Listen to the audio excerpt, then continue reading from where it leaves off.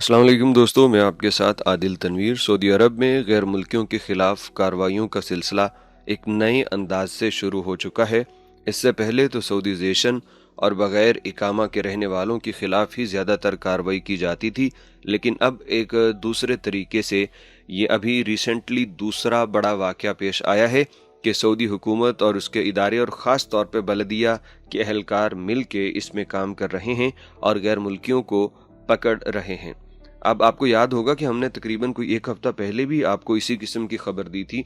आपको याद आ जाएगा, आज की जो ताज़ा तरीन खबर है वो सुन लीजिए कि जद्दा के अंदर बलदिया ने सिक्योरिटी इदारों के साथ मिल के एक ऐसी जगह पे छापा मारा है जहाँ पे गैर मुल्की सलाई का काम कर रहे थे। उनका एक यूनिट था, वहाँ पे मशीनें वगैरह रखी हुई थी, तो वो अंदर उस फैक्ट्री के या रिहाइश के अंदर काम कर रहे थे। लिहाजा उनको पकड़ा गया क्योंकि उनके पास कोई लाइसेंस नहीं था और कहा गया कि बगैर लाइसेंस के ये काम करना इलीगल है और उनको अब सज़ा दी जाएगी और अब उनके मुल्कों में डिपोर्ट कर दिया जाएगा। अब इसके अंदर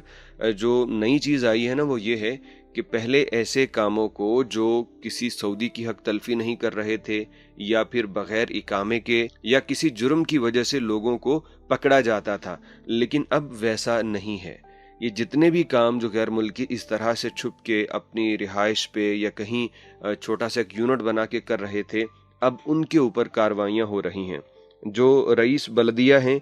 यहाँ के जद्दा के, अब्दुल्ला हमूद मुबारकी, उन्होंने कहा है कि ऐसी तमाम कामों को रोकना इसलिए ज़रूरी है ताकि तमाम काम जो हैं वो पूरे नेटवर्क के और हुकूमत के इल्म में आए और हर काम को बाकायदा लाइसेंस के ज़रिए करवाया जाए। अब इसमें अभी भी बहुत सारे ऐसे पाकिस्तानी हैं, इंडियंस हैं जो इस तरह के सिलाई कढ़ाई के काम कर रहे हैं या कहीं छोटा सा यूनिट लगा के लकड़ी का काम किया जा रहा है, लोहे का कोई काम वेल्डिंग का कर रहे हैं कहीं पे। तो ऐसे तमाम पाकिस्तानी, इंडियन और बांग्लादेशी भाई मोहतात रहें, क्योंकि अब अगले फेज़ में और ख़ास तौर पे जद्दा में जो काम शुरू हुआ है इसके मुताबिक ऐसी तमाम जगहों पे छापे मार के पकड़ा जा रहा है जहाँ पे गैर मुल्की अपनी रिहाइशों के अंदर कोई काम कर रहे हैं।